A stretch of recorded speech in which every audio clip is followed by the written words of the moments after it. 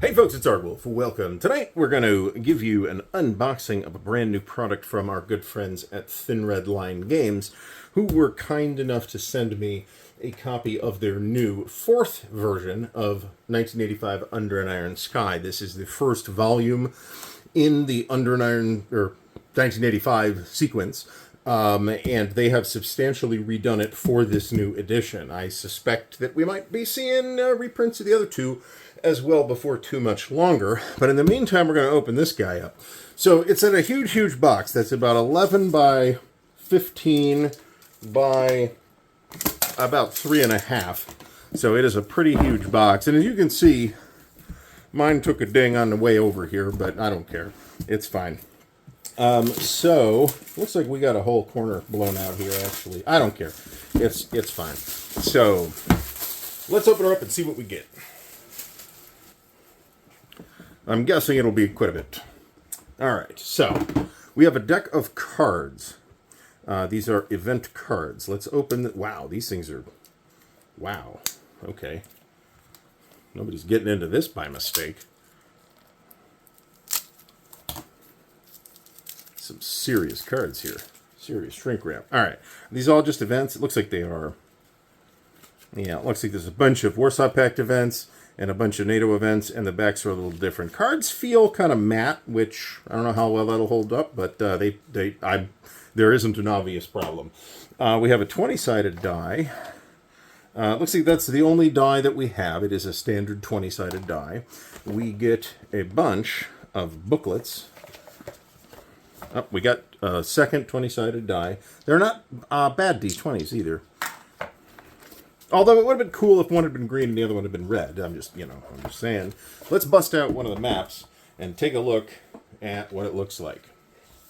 Personally, I have always liked the art style that Thin Red Line Games has used for this series. So here we have the northernmost map that's included in Under an Iron Sky. Those of us familiar with an old SPI game called The Next War, designed by Jim Dunnigan and Mark Herman, I think might find this map generally familiar if you're not already aware that the 1985 series, or at least this specific game, is kind of a take on a lot of those same ideas. So in addition to this map, we also have two other sort of main maps. These are, I want to say, A1 sized, might be A0. We've also got this, which looks like a map bump out that you stick down there for certain scenarios. We've got a roughly, I don't know, 20 by 28 Air Force base map, which is nice. You can keep the air counters on here, minimize map clutter. Now, the system itself uses kind of like an action point system. Here's more little bump-out maps. This for the area around Gdansk. The map stock is very nice, too. It always has been from Thin Red Line. We also got this thing. I'm not even sure what this is. It's just like a little poster. But, the art's nice. Maybe I'll put it on the wall. There's additional displays and such. We have air superiority displays. There's two of these. There's also a second airbase map.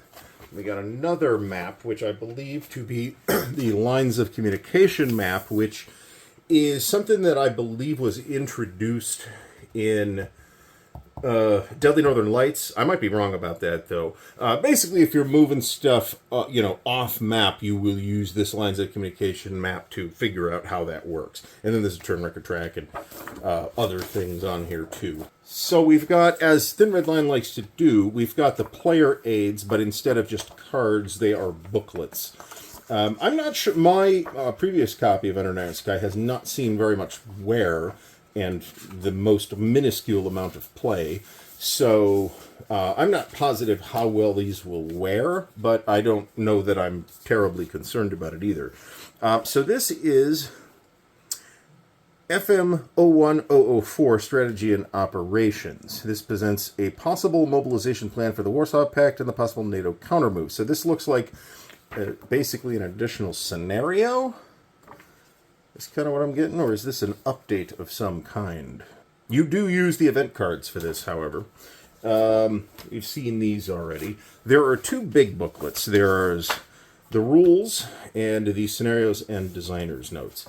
These are going to be A4, A5, or whatever this European paper format is. The rulebook is 40 pages, but that does include the covers as well. The print is reasonably small, 2-column format, full color, say a satin finish paper, which is also something that Thin Red Line has been using for pretty much every game that they've done that I've got. The scenarios and the designer's notes, let's take a look at these. So there are additional rules here that amount to about 10 pages. But if we go to scenario 1 on page 11, we will see Checkpoint Charlie, which is the starter scenario for the original game too. And this is actually the only thing I've done with the previous edition of Under an Iron Sky. This is a pretty high complexity game system. There's a lot to keep track of. In particular, I'm not sure. I think they're just called movement points in this. There's a couple other games using a similar mechanic, and I'm probably going to get them mixed up. But you basically spend movement points to do everything, including attacking. And then when you're out of movement points, I guess that unit's done, right? I take the blue text in places to be errata or updates. But we've got 4 scenarios, including Checkpoint Charlie, and then 2 campaigns. There's Campaign 1 and Campaign 2. I've got a buddy who has played a little bit of this particular installment in this series, and he was not a huge fan of it. But I would still really like to play a more extended session of this game system. I mean, there's a reason I went and ran down a copy of SPI's Next War, which used a similar mechanism. And lastly, we have counter sheets. Now, it looks like there's 9 counter sheets here. These are, corners on these are big. They do clip fine, I could tell you that from previous experience clipping Thin Red Line's counters. I will probably end up mentioning that there is some kind of coating on this. I'd love to talk to Fabrizio about exactly what that is, what it's doing, and why they picked it. It does make the counters feel nice. It gives them a nice matte, silky feel. But it does represent it does cause a lot of, here's a piece right now, a lot of extra fuzz when you're popping the counters out of the sheets, which is not my favorite thing. And it looks like we've got a little bit of registration issue here too, although I don't believe that is a serious problem. Oh, it's just markers here. More markers. You can see all these little hairs and stuff. These counters were actually loose in the box. They popped out of the sheet. We're into the Warsaw Pact counters now. These are a white core stock, what I would consider by modern standards to be kind of a medium weight white core stock. This counter thickness does not bother me in any way. That said, it's not as thick as the stuff we're getting from GMT or Compass or even Decision or even MMP nowadays. So, a lot of Soviets, as you would expect. Here we got the West Germans and the Austrians and the Swiss, if that becomes important. We got a bunch of French here and Americans, and having a little trouble with the contrast in here because the light in this room is bright, but it is terrible, as you may have noticed from the massive amount of glare at the beginning of the video, for which I apologize. Counters look great. We have a total of 9 counter sheets here. That is correct. So there's a lot in this game. There's 3 full-size maps plus a number of other maps and displays. It's a lot of stuff.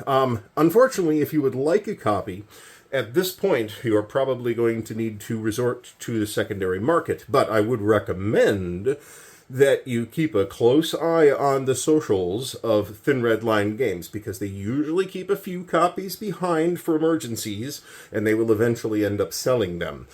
So there's a pretty good chance that a small number of additional copies will be made available at some point over the next couple of months. Very promising looking new edition of Under an Iron Sky from Thin Red Line Games, designed by Fabrizio Vianello, who's done some really nice work. Design here is credited as Fabrizio and Marco Cimino.